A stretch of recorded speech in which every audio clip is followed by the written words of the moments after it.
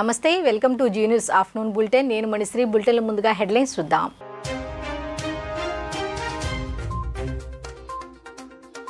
G7 summit నుండి భారత ప్రధాని స్వదేశానికి రాక ఈ సమ్మిట్లో ప్రపంచ దేశాల అధినేతలతో పలు అంశాలపై చర్చించినట్లు మోదీ ట్వీట్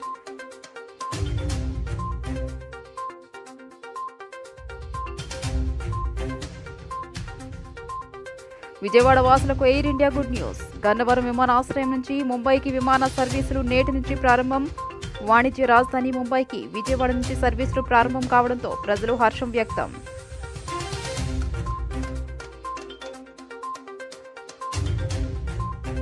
కాకినాడ వాసి ఆరుద్ర కుటుంబానికి అండగా రాష్ట్ర ప్రభుత్వం ఆరుద్ర కుమార్తె సాయిలక్ష్మి చంద్రకు అవసరమైన చికిత్స నిమిత్తం 5 లక్షలు ఆర్థిక సహాయాన్ని ప్రకటించిన ముఖ్యమంత్రి చంద్రబాబు నాయుడు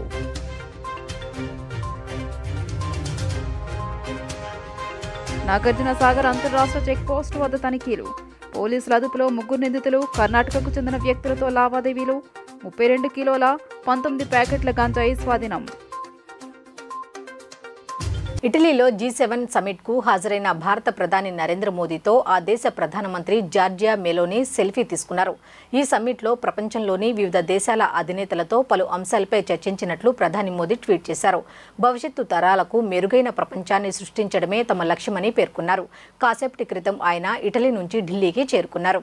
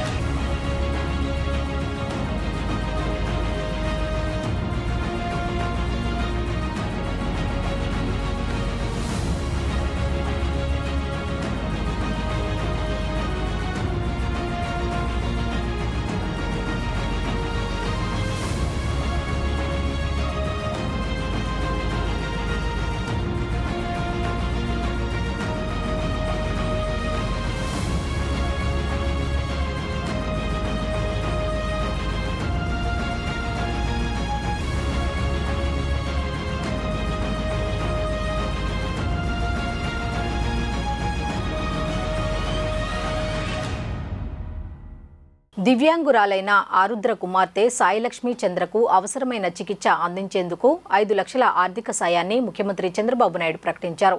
కాకినాడ జిల్లాకు చెందిన ఆమెకు ప్రతి నెల 10,000 రూపాయల పింఛన్ అందిస్తామని బాధితురాలి తల్లి ఆరుద్రకు హామీ ఇచ్చారు. తన కుమార్తెతో కలిసి ఆరుద్ర శుక్రవారం సచివాలయంలో ముఖ్యమంత్రి చంద్రబాబును కలిశారు. ఈ సందర్భంగా సీఎం చంద్రబాబు వారికి అండగా ఉంటానని భరోసా ఇచ్చారు. అమలాపురంలోని ఆస్తి వివాదాల కేసులో కోర్టుల ద్వారా త్వరగా పరిష్కారం అయ్యేలా కూడా చూస్తామని సీఎం హామీ ఇచ్చారని ఆమె విలేకరులకు తెలిపారు. చంద్రబాబు ప్రకటించిన సాయం పట్ల కృతజ్ఞతలు తెలిపారు. ఎన్నికల్లో చంద్రబాబు గెలుపుతో తమ కుటుంబ కష్టాలు తీరాయని సంతోషం వ్యక్తం చేశారు. గతంలో ఇదే సమస్య పరిష్కారం కోసం తాడేపల్లిలోని మాజీ సీఎం క్యాంపు కార్యాలయానికి వెళ్లినప్పటికీ ఎటువంటి ఫలితం కనిపించలేదంటూ కన్నీరు పెట్టుకున్నారు. అంతేకాకుండా తమపై ఎదురు కేసులు పెట్టి మానసిక హింసకు గురి చేశారని, పిచ్చిదాన్ని అనే ముద్ర వేశారని ఆవేదన వ్యక్తం చేశారు. వైకాపా మాజీ మంత్రి దాడిశెట్టి రాజా గన్మ్యాన్తో పాటు ఆ పార్టీ నేతల దాడిలో ఆరుద్రతో పాటు ఆమె కుమార్తె అప్పట్లో గాయపడ్డారు. కుమార్తె సాయిలక్ష్మి చంద్రకు వెన్నులో కణితి ఏర్పడటంతో అనారోగ్యం పాలైంది. ఎన్నికలయ్యే వరకు ప్రజల చుట్టూ తిరిగి గెలిచిన తర్వాత ఏరు దాటేసే నేతలకు భిన్నంగా నారా లోకేష్ వ్యవహరిస్తున్నారు. మంత్రిగా బాధ్యతలు చేపట్టకముందే తనను గెలిపించిన ఓటర్ల సమస్యల పరిష్కారంపై దృష్టి సారించారు. ప్రతిరోజు ఉదయమే ప్రజా దర్బార్ నిర్వహించి మంగళగిరి వాసుల సమస్యల పరిష్కారంపై దృష్టి పెట్టాలని నిర్ణయించారు. ప్రజా దర్బార్ నిర్వహించి సమస్యలను అధికారుల దృష్టికి తీసుకువెళ్లేందుకు ఓ టీంను ఏర్పాటు చేశారు. గత 5 ఏళ్లుగా ప్రతిపక్షంలో ఉన్న సేవా కార్యక్రమాలతో మంగళగిరి ప్రజల మనస్సు గెలిచిన యువనేత నారా లోకేష్ ఎన్నికల తర్వాత మరింత వేగం పెంచారు. ఇటీవల ఎన్నికలు రికార్డు స్థాయి మెజారిటీతో ఘన విజయం సాధించాక శాసనసభ్యుడిగా సరికొత్త ఒరవడికి శ్రీకారం చుట్టారు. ఎన్నికల ప్రచారంలో మంగళగిరి ప్రజల కోసం తమ ఇంటి ద్వారాలు తెరిచే ఉంటాయని చెప్పిన లోకేష్ నియోజకవర్గ ప్రజలు ఎదుర్కొంటున్న సమస్యలను నేరుగా తెలుసుకునేందుకు ప్రజా దర్బార్ ఏర్పాటు చేశారు. ఉదయం 8 గంటల నుంచి ఉండవల్లిలోని తన నివాసంలో యువనేత లోకేష్ స్థానిక ప్రజలను కలుసుకుని వారి సమస్యలను అడిగి తెలుసుకున్నారు. మంగళగిరి నియోజకవర్గ ప్రజలు తమ దృష్టికి తెచ్చే సమస్యలను ఎప్పటికప్పుడు పరిష్కరించడానికి వీలుగా ప్రత్యేక యంత్రాంగాన్ని సైతం ఏర్పాటు చేశారు. 2019 ఎన్నికల సమయంలో లోకేష్ ప్రజలకు అందుబాటులో ఉండరని వైఎస్ఆర్సీపీ నేతలు తప్పుడు ప్రచారం చేశారు. వాస్తవానికి గతంలో ఎమ్మెల్యేగా ఉన్న వ్యక్తి పత్తా లేకుండా పోగా యువనేత లోకేష్ నిత్యం ప్రజల్లో ఉంటూ నియోజకవర్గ ప్రజలకు చేదోడు వాదుడుగా నిలిచారు. సొంత నిధులతో 29 సంక్షేమ కార్యక్రమాలను అమలు చేసి మంగళగిరి ప్రజల మనసు గెలిచారు. నియోజకవర్గ ప్రజల ఆశీస్సులతో విజయ దుందుబి మోగించిన లోకేష్ ప్రజలకు మరింత చేరువుగా వెళ్లేందుకు ప్రజా దర్బార్ నిర్వహించాలని నిర్ణయించారు. స్థానికేతర కార్యక్రమాలకు వెళ్లినప్పుడు మినహా ఉండవల్లిలో ఉన్నప్పుడు ప్రతిరోజు ఉదయం స్థానిక ప్రజలకు అందుబాటులో ఉండాలని నిర్ణయించారు. ప్రజానేతగా లోకేష్ వేసిన ఈ తొలి అడుగు రాష్ట్ర వ్యాప్తంగా ప్రజా ప్రతినిధులకు మార్గదర్శకం కానుంది. ఈ రోజు జరిగిన కార్యక్రమంలో మంగళగిరి ప్రజలు పలు సమస్యలు నారా లోకేష్ దృష్టికి తీసుకొచ్చారు. వీలైనంత త్వరగా సమస్యల పరిష్కారం కోసం కృషి చేస్తానని లోకేష్ వారికి హామీ ఇచ్చారు. తక్షణమే సమస్యల పరిష్కారానికి యాక్షన్ ప్లాన్ సిద్ధం చేయాలని అధికారులకు ఆదేశాలు జారీ చేశారు.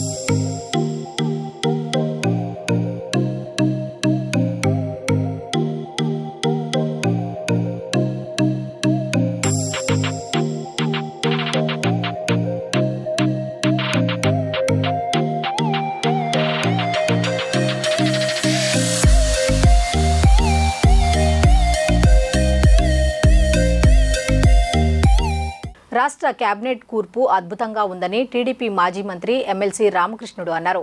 ప్రజలు ఒక మార్పు కోసం తీర్పు ఇచ్చారని తెలిపారు. ప్రజల తీర్పునకు అనుగుణంగానే మంత్రివర్గం ఉండాల్సిన అవసరం ఉందని ఆయన స్పష్టం చేశారు. వెలగపూడి సచివాలయంలో ముఖ్యమంత్రి చంద్రబాబును ఎమ్మెల్సీ యనమల రామకృష్ణుడు కలిశారు. అనంతరం ఆయన మీడియాతో మాట్లాడుతూ యువతకు ప్రాధాన్యత ఉండాలని తెలిపారు. కేబినెట్లో అవకాశం వచ్చిన యువతరం చిత్తశుద్ధితో పనిచేయాల్సిన బాధ్యత ఉందని అన్నారు. జగన్ గత 5 ఏళ్లలో రాష్ట్రంలో సంక్షోభం సృష్టించారని ఆరోపించారు. కొంత సమయం పట్టినా చంద్రబాబు సమర్థుడు కాబట్టి ఈ సంక్షోభం నుంచి బయటకు రావడం పెద్ద విషయం కాదని పేర్కొన్నారు. సంక్షేమంతో పాటు అభివృద్ధి జరగాలని ఆయన అన్నారు. ప్రజలు ఒక మార్పు కోసం తీర్పిచ్చారు. మార్పు ఏంటంటే కొత్తగా ప్రభుత్వం కానీ అదేవిధంగా పాలసీస్ కానీ సమాజంలో మార్పు కానీ ఇవన్నీ కావాలనేటువంటి ఉద్దేశంతో ప్రజలు తీర్పిచ్చారు.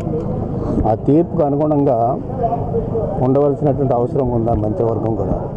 ఎందుకంటే మొదటి నుంచి కూడా నేను చెప్తూ ఉన్నాను, యంగర్ జనరేషన్ వచ్చినప్పుడు యంగర్ జనరేషన్ని అకామిడేట్ చేస్తూ ఉండాలి. ఇప్పుడు కూడా అకామిడేట్ చేస్తూ ఉంటే ఆ పార్టీ కానీ ఆ ప్రభుత్వం కానీ 4 కాలాల పాటు ఉంటుంది. ఇది నేను 2007 సంవత్సరంలో ఫస్ట్గా మహానాడులో చెప్పాను నా స్పీచ్లో. తర్వాత 2009లో కూడా చెప్పాను. అందుకనే యంగర్ జనరేషన్కి అవకాశాలు వచ్చింది ఈ క్యాబినెట్లో. ఆ యంగర్ జనరేషన్కి అవకాశం ఇవ్వడానికి అందరూ కూడా వెల్కమ్ చేయవలసినటువంటి సందర్భం. అంటే అది యంగర్ జనరేషను కమిట్మెంట్ తోటి అదేవిధంగా ఒక చిత్తశుద్ధితోటి పనిచేయవలసినటువంటి బాధ్యత కూడా ఉంది. ఆనాడు నేను 29 సంవత్సరాలు ఉన్నప్పుడు ఎన్టీ రామారావు గారు మాకు అవకాశం ఇచ్చారు. సో చిత్తశుద్ధితోటి లాయల్టీతోటి పనిచేస్తే కమిట్మెంట్ తోటి పనిచేస్తే ఎవరైనా 4 కాలాల పాటు నాయకుడిగా ఉండటానికి అవకాశం ఉంటుంది. అంతేత ఈ ఏదైతే క్యాబినెట్ కూర్పు ఉందో ఆ కూర్పు తప్పకుండా 100% బ్రహ్మాండంగా ఉండి వెల్కమ్ చేస్తున్నాం కూడా అంతా కూడా. అంతే సీనియర్స్ అనేటువంటిది నేను చెప్పాను, మీరు ఒకసారి ఆ రోజు పేపర్లు చూస్తే తెలుస్తుంది. సీనియర్స్ అనేటువంటి పార్టీకి ఉపయోగపడాలి, అదేవిధంగా మిగతా వాళ్ళ కింద వాళ్ళకి అకామిడేట్ చేయాలి. కింద వాళ్ళకి అకామిడేట్ చేస్తే యంగర్ జనరేషన్ పైకి రావడానికి అవకాశం ఉంటుంది. మన ఫ్యామిలీ అయినా అంతే, కింద వాళ్ళకి మనం సంపాదించినప్పుడు మన కింద వాళ్ళకి కొడుకు కూతురుకు అవకాశం ఇస్తే వాళ్ళు వస్తారు. గృహ నిర్మాణ సమాచార పౌర సంబంధాల శాఖ మంత్రిగా కొలుసు పార్థసారథి సచివాలయంలోని 5వ బ్లాక్లో బాధ్యతలు స్వీకరించారు. తనకు మంత్రిగా అవకాశం కల్పించిన చంద్రబాబు నాయుడు, పవన్ కళ్యాణ్, నరేంద్ర మోదీకి ధన్యవాదాలు తెలిపారు. గృహ నిర్మాణ సమాచార శాఖ అప్పగించడం సంతోషంగా ఉందన్నారు. గత ప్రభుత్వంలో చేపట్టిన ఇళ్ల నిర్మాణానికి పూర్తయిన వాటికి చాలా అంతరం ఉందని చెప్పారు. కేంద్ర పథకాలు, అమృత్ పథకాలు, NREGS కింద గృహ నిర్మాణ శాఖకు నిధులు తెచ్చుకోగలమని పేర్కొన్నారు. వివిధ రకాల సమస్యలతో ఈ శాఖ కుంటుపడిందని, ఇకపై అన్ని అంశాలను సమీక్ష చేసి లబ్ధిదారులకు న్యాయం చేస్తామని మంత్రి హామీ ఇచ్చారు. రాష్ట్రంలో పేదవాళ్ళకి గూడు ఏర్పాటు చేయాలనే ఒక గొప్ప లక్ష్యంతో గృహ నిర్మాణాన్ని చేపట్టిన విషయం తెలిసిందే. ప్రభుత్వం మొత్తం 20,62,000 ఇల్లు శాంక్షన్ అయితే గత ప్రభుత్వ హయాంలో వాళ్ళు కేవలం 6.8 లక్షలు మాత్రమే పూర్తి చేయగలిగారు. మిగతా 13.8 లక్షలు పూర్తి చేయలేక బెనిఫిషరీస్కి లబ్ధి జరగకుండా మరి మిగిలిపోయిన విషయాన్ని మీ దృష్టికి తీసుకొస్తా ఉన్నాను. మరి తప్పుకోకుండా వీటన్నిటినీ కూడా చంద్రబాబు నాయుడు గారి నాయకత్వంలోని ప్రభుత్వం వీటన్నిటిని కూడా పూర్తి చేయడానికి చిత్తశుద్ధితో కృషి చేసి దానికి కావాల్సిన నిధుల్ని కేంద్ర ప్రభుత్వం నుంచి కానివ్వండి, స్టేట్ ప్రభుత్వం నుంచి కానివ్వండి సమకూర్చుకుని బెనిఫిషరీస్కి లబ్ధి చేకూరేట్టు తగు చర్యలు తీసుకుంటామని చెప్పేసి మనం చేస్తామని నేను.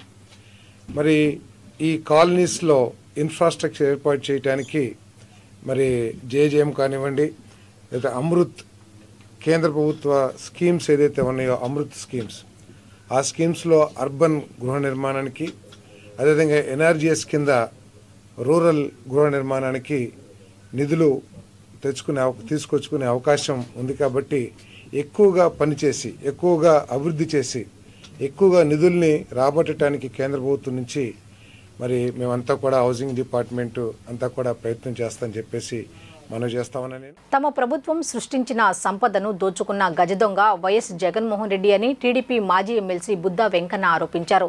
తన హయాంలో రద్దు చేస్తూ తీర్మానం చేసిన శాసన మండలి ఈ రోజు జగన్మోహన్ రెడ్డికి దిక్కైందని ఎద్దేవా చేశారు. CBI, ED సంస్థలు వీలైనంత త్వరగా జగన్ కేసులు విచారించి జైలుకు పంపాలంటూ కోరారు. టీడీపీ మాజీ ఎమ్మెల్సీ బుద్దా వెంకన్న తన నివాస కార్యాలయంలో శనివారం పాత్రికేయుల సమావేశం నిర్వహించారు. ఈ సందర్భంగా ఆయన మాట్లాడుతూ, గత ప్రభుత్వంలో శాసన మండలిలో తెదేపా సభ్యులు ఎక్కువగా ఉన్నారని భావించిన జగన్మోహన్ రెడ్డి ఆ శాసన మండలిని రద్దు చేస్తూ పార్లమెంట్ తీర్మానం చేసి పంపిన సంగతి గుర్తు చేశారు. రాష్ట్రంలో ఘోరాతి ఘోరంగా ఓటమి చవిచూసిన జగన్మోహన్ రెడ్డికి ఆనాడు రద్దు చేద్దామనుకున్న శాసన మండలి సభ నేడు దిక్కైందని ఎద్దేవా చేశారు. తమ ప్రభుత్వ హయాంలో సంపదని సృష్టిస్తే ఆ సంపదను దోచుకున్న వ్యక్తి జగన్మోహన్ రెడ్డి అని మండిపడ్డారు. దేశ చరిత్రలోనే వివిధ ఆర్థిక నేరాల కింద బెయిల్ మీద బయటకు వచ్చి నేటికి అరెస్టు కాబడిన వ్యక్తిగా జగన్మోహన్ రెడ్డి చరిత్ర పొట్టులో నిలిచారని విమర్శలు చేశారు. ఇప్పటికైనా enforcement directorate, central bureau of investigation సంస్థలు జగన్ ఆర్థిక నేరాల కేసులను త్వరితగతిన విచారణ చేపట్టి జగన్ను జైలుకు సాగనంపాలంటూ విజ్ఞప్తి చేశారు. విజిటర్స్ కూర్చునే దాంట్లో కూర్చొని మండలిని సమావేశాలని పర్యవేక్షిస్తుంటే ఆఖరికి జగన్మోహన్ రెడ్డి తట్టుకోలేక అవాళ జగన్మోహన్ రెడ్డి పెట్టినటువంటి ప్రలోభాలకి ఒకలో ఇద్దరు తప్ప మిగతా వాళ్ళందరూ కూడా చంద్రబాబు నాయుడు గారు చెప్పిన మాట ప్రకారం ఆ రోజు పార్టీకి విప్పుగా కూడా నేనే ఉన్నా, విప్పు జారీ చేశా. ఒకరిద్దరు తప్ప మిగతా వాళ్ళందరూ కూడా చంద్రబాబు గారు చెప్పిన దానికే ఓటేశారు. అవాళ అసెంబ్లీలో పెట్టినటువంటి తీర్మానం ఏదైతే ఉందో అది శాసన మండలిలో వీగిపోయింది. ఆ రోజు వెంటనే ఈ సైకో అమరావతిని చంపేద్దామని మండలిని రద్దు చేద్దాం అనుకున్నాడు. ఈయన నిన్న శాసన మండలి సభ్యులతో చిలక పలుకులు పలుకుతున్నాడు. మనకు మండలిలో బలం ఉంది. ఇవాళ పార్టీ మండలిలో మీరు అక్కడ ఏమొచ్చినా సరే ఇక్కడ వ్యతిరేకించాలి. ఇది ప్రజలకి ఆమోదమైనటువంటి, ప్రజలకి కావాల్సినటువంటి పనులు తెలుగుదేశం పార్టీ చేసినా సరే దాన్ని వ్యతిరేకించండి అని సాక్షాత్తు జగన్మోహన్ రెడ్డి నిన్న శాసన మండలి సభ్యులకు చెప్పడం మనం మీడియాలో చూసాం. ఏ మండలిని అయితే రద్దు చేద్దాం అనుకున్నాడో, ఏ మండలిని చూసి అతను ఈర్షపడ్డాడో, ఏ మండలిలో అయితే అమరావతి రాజధానిగా ఉండాలని అందరూ తీర్మానం పాస్ చేశారో తెలుగుదేశం పార్టీ వాళ్ళు, ఆ మండలిని రద్దు చేద్దాం అనుకున్న జగన్మోహన్ రెడ్డి ఇవాళ ఆ మండలే దిక్కయ్యి మండల్లో మనకు బలం ఉంది, మండల్లో తెలుగుదేశం పార్టీ కార్యక్రమాల ప్రజలకే కావాల్సినటువంటి పనులు ఏదైనా చేస్తే దానిలో వ్యతిరేకించమని చెప్పడం చాలా విడ్డూరంగా ఉంది. రాష్ట్రంలో సుపరిపాలనకు సీఎం చంద్రబాబు నాయుడు నాంది పలుకుతూ 5 సంతకాలతో సుపరిపాలనకు శ్రీకారం చుట్టడం హర్షణీయమని టీడీపీ నేతలు ముక్తకంఠంతో ప్రకటించారు. అధికారంలోకి వచ్చిన తర్వాత వెంటనే 24 గంటల్లోపే 5 ఫైళ్లపై సంతకం చేసి ప్రజా సంక్షేమం పట్ల తనకున్న చిత్తశుద్ధిని చంద్రబాబు నాయుడు నిరూపించుకున్నారని ఈ సందర్భంగా స్పష్టం చేశారు. 43వ డివిజన్ ఆర్టీసీ వర్క్షాప్ రోడ్లో పాత అన్నా క్యాంటీన్ వద్ద టీడీపీ మాజీ కార్పొరేటర్ ఏదుపాటి రామయ్య ఆధ్వర్యంలో రాష్ట్ర పార్టీ కార్యనిర్వాహక కార్యదర్శి ఎంఎస్ బేగ్ ముఖ్య అతిథిగా హాజరై పెన్షన్ లబ్ధిదారులతో చంద్రబాబు నాయుడు చిత్రపటానికి శుక్రవారం పాలాభిషేకం నిర్వహించారు. ఈ సందర్భంగా ఎంఎస్ బేగ్ మాట్లాడుతూ సీఎం చంద్రబాబు, ఉప ముఖ్యమంత్రి పవన్ కళ్యాణ్ ఇచ్చిన మాట ప్రకారం అన్నా క్యాంటీన్ల పునరుద్ధరణ, ల్యాండ్ టైటిలింగ్ చట్టం రద్దు, మెగా డిఎస్సి, స్కిల్ డెవలప్మెంట్ పథకాల అమలు, జీవోలు జారీ చేయడం అందరూ హర్షిస్తున్నారన్నారు. రామయ్య మాట్లాడుతూ గతంలో చంద్రబాబు ఆధ్వర్యంలో ఇక్కడ ప్రారంభించిన అన్నా క్యాంటీన్ను ఎంపీ కేసినేని శివనాథ్, ఎమ్మెల్యే సుజనా చౌదరిల ద్వారా త్వరలోనే పునరుద్ధరిస్తామని తెలిపారు.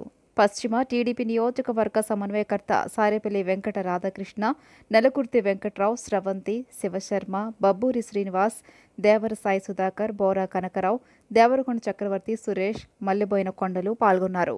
నారా చంద్రబాబు నాయుడు గారు 2014లో తెలుగుదేశం పార్టీ కూటమి అధికారంలో వచ్చాక పేదవాడి ఆకలి తీర్చేందుకు ఏదైతే పేదవాళ్ళు ఉన్నారో వాళ్ళందరూ కూడా ఉచితంగా ఆహారం అందించాలని చెప్పి ఆ రోజు చంద్రబాబు నాయుడు గారి నాయకత్వంలో తెలుగుదేశం ప్రభుత్వ హయాంలో అనేక చోట్ల రాష్ట్రంలో అన్నా క్యాంటీన్లను ఏర్పాటు చేసి ప్రతి ఒక్క ఆకలిలో ఉన్న పేదవాడి ఆకలిని తీర్చిదిద్దారు. చంద్రబాబు నాయుడు గారు అదేవిధంగా 200 రూపాయలున్న పెన్షన్ని ఏకంగా 2000 రూపాయలు చేపట్టిన ఘనత నారా చంద్రబాబు నాయుడు గారు తెలుగుదేశం పార్టీ ప్రభుత్వాన్ని అని చెప్పి ఆ రోజు మనం అందరం కూడా గర్వపడ్డాం. మరి గత 5 సంవత్సరాలుగా ఒక రాక్షసుల పాలనలో అన్నా క్యాంటీన్ అనే ప్రతి ఒక్క క్యాంటీన్ని కూడా మూసివేసి పేదవాడి ఆకలిని పొట్టన కొట్టి ఈరోజు పేదవాడి ఆకలి ఉసురు తగిలిన జగన్మోహన్ రెడ్డి మొన్న ఎన్నికల్లో ఏ రకమైన పరాజయం చెందాడనేది మనం అందరికీ తెలుసు. జగన్మోహన్ రెడ్డి ఏ రోజైతే అన్నా క్యాంటీన్ మూసేశాడో ఆ రోజు నుంచి అతని పతనం స్టార్ట్ అయింది. పేదవాడికి సంక్షేమం, అభివృద్ధి, ఆకలి అని తీర్చడానికి చంద్రబాబు నాయుడు గారు ఏ రకమైన పథకాలు పెట్టారో వాటన్నింటినీ చంద్రబాబు నాయుడు గారు పెట్టిన ప్రతి పథకాన్ని కూడా ఆపివేసే ప్రయత్నం జగన్మోహన్ రెడ్డి చేశాడని అందరూ కూడా చూసాం. అదేవిధంగా అతను ఒక రాష్ట్రంలో పనితనాన్ని చూసి ఏ ఒక్కడు కూడా మెచ్చుకోలేదు. ఈరోజు 175 నియోజకవర్గాల్లో 164 నియోజకవర్గాలకి కూటమి అభ్యర్థులు గెలిచారంటే దీనికి అందరికీ నిదర్శనం ఏంటంటే చంద్రబాబు నాయుడు గారి హయాం, చంద్రబాబు నాయుడు గారు పాలన ప్రజలందరూ విస్మరించారు. ఈరోజు మనం అందరం చూసాం. విజయం సాధించిన తర్వాత కూటమి నిన్న చంద్రబాబు నాయుడు గారు మొట్టమొదటిగా సచివాలయం వెళ్ళి 5 బిల్లుల మీద మొదటి సంతకం చేయడం జరిగింది. నేటి నుండి గన్నవరం నుండి ముంబైకి ప్రతిరోజు విమాన సర్వీసు ప్రారంభం కానుంది. నేటి సాయంత్రం విజయవాడ ఎంపీ కేసినేని చిన్ని, బందర్ ఎంపీ బాలశౌరి ప్రారంభించనున్నారు. మచిలీపట్నం ఎంపీ బాలశౌరి చొరవతో విజయవాడకు సమీపంలోని గన్నవరం ఎయిర్పోర్ట్ నుంచి ముంబై నగరానికి ఎయిర్ ఇండియా సంస్థ నూతన సర్వీసును నేటి నుంచి ప్రారంభించనుంది.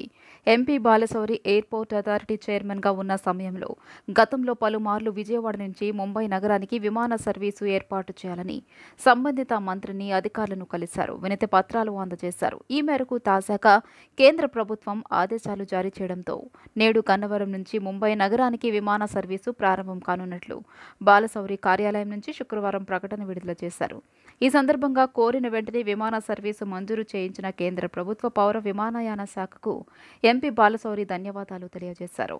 రాష్ట్ర ముఖ్యమంత్రిగా నారా చంద్రబాబు నాయుడు మొదటి సంతకం సామాజిక మోసంపై చేశారని వైసీపీ నేత పోతిన మహేష్ అన్నారు. విజయవాడలోని తన కార్యాలయంలో శనివారం ఆయన మాట్లాడుతూ ఉప ముఖ్యమంత్రి పదవుల్లో బీసీ, ఎస్సీ, ఎస్టీ, ముస్లింలకు ఇవ్వకుండా అన్యాయం చేశారన్నారు. వైసీపీ ప్రభుత్వం కన్నా ఎక్కువ సామాజిక న్యాయం చేయాల్సింది పోయి అందరికీ మొండి చేయి చూపించారని మండిపడ్డారు. చంద్రబాబు నాయుడు గారి కూటమి ప్రభుత్వం అధికారంలోకి రావంగానే సామాజిక న్యాయం ఎక్కడా అని నేను సూటిగా ప్రశ్నిస్తా ఉన్నా. మీ మొదటి సంతకమే సామాజిక మోసంపై చేశారు. సామాజిక మోసంపై చేశారు. బీసీ, ఎస్సీ, ఎస్టీ, ముస్లింలని అగౌరవపరిచారు. మీరు 2019లో ఉప ముఖ్యమంత్రి పదవుల్ని మీరిద్దరికి కేటాయించారు. ఒకటి నిమ్మకాయల చినరాజప్ప గారు కాపు సామాజిక వర్గం, కె కృష్ణమూర్తి గారు బీసీ గౌడ సామాజిక వర్గానికి ఇచ్చారు. మీ తర్వాత జగన్మోహన్ రెడ్డి గారు సామాజిక న్యాయం పాటిస్తూ మీకన్నా మిన్నగా మీరిద్దరికిస్తే జగన్మోహన్ రెడ్డి గారు 10 మందికి ఉప ముఖ్యమంత్రి పదవులు ఇచ్చారు. ఆయన 5 ఏళ్ల పాలనలో బీసీ, ఎస్సీ, ఎస్టీ, ముస్లిం, కాపు వర్గాలకి ఉప ముఖ్యమంత్రి పదవులు ఇచ్చి ఆ సామాజిక వర్గాల ఆత్మ గౌరవాన్ని పెంచారు. సామాజిక న్యాయం చేశారు. సోషల్ ఇంజనీరింగ్ లో ఆయన విప్లవాత్మకమైనటువంటి మార్పులు తెచ్చేటువంటి ప్రయత్నం చేశారు. మీరు అంతకన్నా మిన్నగా చేయాలి. కానీ బీసీ, ఎస్సీ, ఎస్టీ, ముస్లిం వర్గాలకి ఉప ముఖ్యమంత్రి పదవులు ఇవ్వకుండా కేవలం పవన్ కళ్యాణ్ గారికి మాత్రమే ఉప ముఖ్యమంత్రి పదవి ఇచ్చి బీసీలని, ఎస్సీలని, ఎస్టీలని, ముస్లింలని మీరు అవమానించిన మాట వాస్తవం. మాచర్ల నాగార్జున సాగర్ అంతర్రాష్ట్ర చెక్పోస్ట్ వద్ద అక్రమంగా తరలిస్తున్న 32 కేజీల గంజాయిని మాచర్ల రూరల్ పోలీసులు శుక్రవారం స్వాధీనం చేసుకున్నారు. పోలీసుల అదుపులో 3 నిందితులతో పాటు 19 ప్యాకెట్ల గంజాయి స్వాధీనం చేసుకున్నారు. ఈ సందర్భంగా రూరల్ కార్యాలయంలో సీఐ సురేష్ మీడియా సమావేశంలో వివరాలు వెల్లడించారు. అల్లూరి సీతారామరాజు జిల్లా రంపచోడవరంకు చెందిన మడకం రాంబాబు, బోరగా రాజేశ్వరి, చోళంగి చంద్రశేఖర్ అనే 3 నిందితులు హైదరాబాద్ నుండి అక్రమ గంజాయిని అంతర్రాష్ట్ర చెక్పోస్ట్ గుండా మాచర్ల వైపు తరలించేందుకు ప్రణాళికలు సిద్ధం చేసుకున్నట్లు తమకు సమాచారం అందిందన్నారు.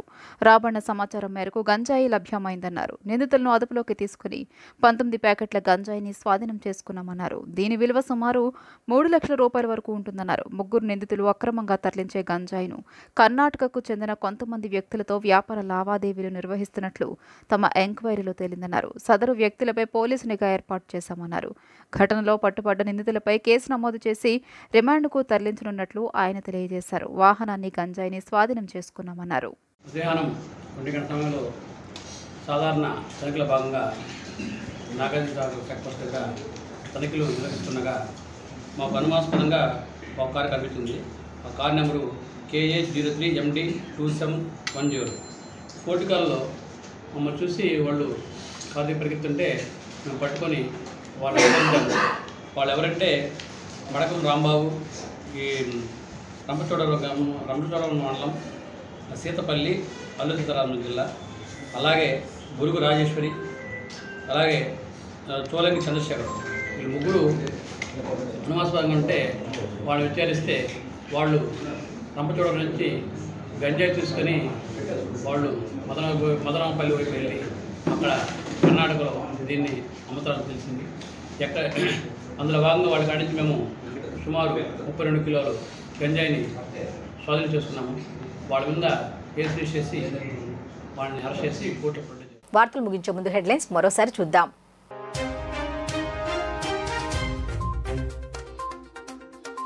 G7 సమ్మిట్ నుండి భారత ప్రధాని స్వదేశానికి రాక. ఈ సమ్మిట్లో ప్రపంచ దేశాల అధినేతలతో పలు అంశాలపై చర్చించినట్లు మోదీ ట్వీట్.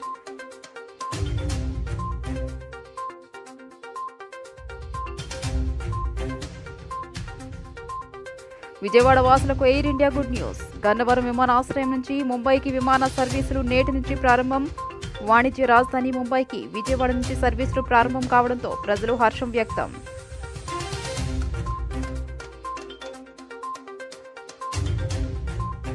కాకినాడ వాసి ఆరుద్ర కుటుంబానికి అండగా రాష్ట్ర ప్రభుత్వం. ఆరుద్ర కుమార్తె సాయిలక్ష్మి చంద్రకు అవసరమైన చికిత్స నిమిత్తం 5 లక్షలు ఆర్థిక సహాయాన్ని ప్రకటించిన ముఖ్యమంత్రి చంద్రబాబు నాయుడు.